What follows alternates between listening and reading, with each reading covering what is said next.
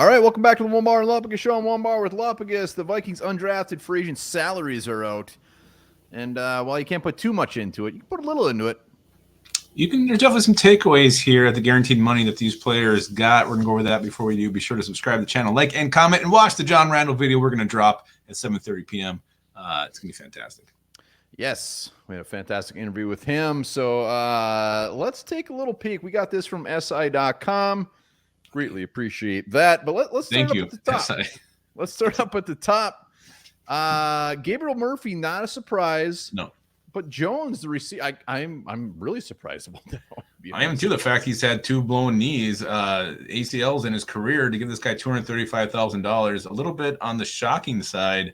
Looking at these receivers they brought in, if I was going to pick who was going to make the practice squad, he was going to be a borderline guy. But apparently, I need to rethink that because $235 is a big chunk of money to give this guy. Well, maybe they got high hopes for him. We all know what the Vikings wide receiver depth chart looks like after you get past those big 3, 4. So maybe Jones could be a guy. And again, we've seen over the years, when it comes to money that they give to the undrafted free agent, it's not a lock by any means. But, looking at last year, you got the numbers in front of you. We had Carter and Pace were the two highest paid, and they both made the team. Carter got 340. Pace got 236. So Pace definitely deserved it. Carter, you could make an argument if he deserved it or not, but he got 340 and he made the team. We'll see what happens this year for Andre Carter, see if he earned that. But the next tier down, Trey Knox, a guy that a lot of people are excited about. So not surprised there. Taki Tayami, they neglected the big boy bowling ball in the middle. So they probably were like, dude, please come here. We'll give you so much money. We completely forgot to draft somebody.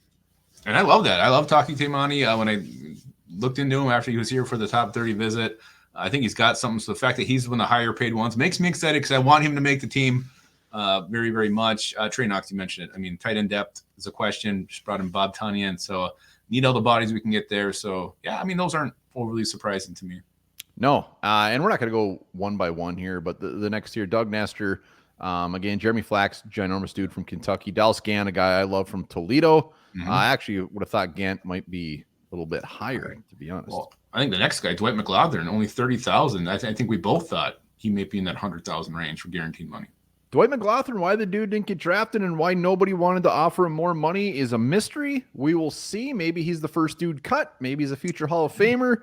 But in this next tier here, again, Bo Richter, a guy that a lot of teams seem to really like. So he wasn't getting much cheddar. Our boy Devron Harper got some money, and Tyler Manoa as well, who's been on the show. So you can't really put too much into the money. It's what they do on the damn field.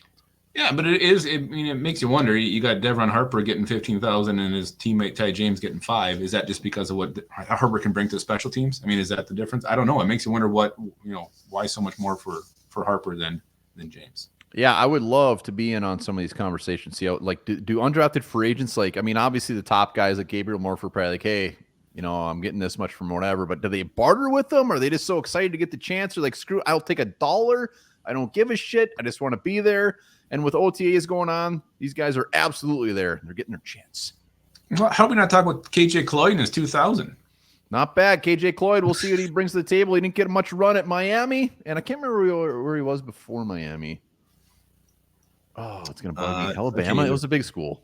Yeah. KJ Cloyd. Could be a movie about him someday. Absolutely could be. But again, this is some money being dished out for these players. The Vikings, again, like you said, jockeying the position to get them here. You got to throw out some money. And to me, really, the biggest takeaway for me is I'm just really shocked with that Deshaun Jones number. They need some receiver. They love him. They love him more than anything. Let us know out of these guys which undrafted free agents tickle your fancy, which ones you want to make the squad. We know the Vikings are not scared to bring those undrafted free agents to the 53-man roster, but they have like 3 of them last year. So I would fully anticipate a couple of these dudes making the team. Oh, for sure. Definitely. Kwesi's always done it. He's kept at least 2 every year. So know this list, get familiar with it, watch these guys in training camp because you said it, 2 guys at least are going to make this team. What do you think about this guaranteed money to these undrafted rookies? Remember this, when ramen noodles first came out, they're considered a luxury food item. Shrimp ones are gross.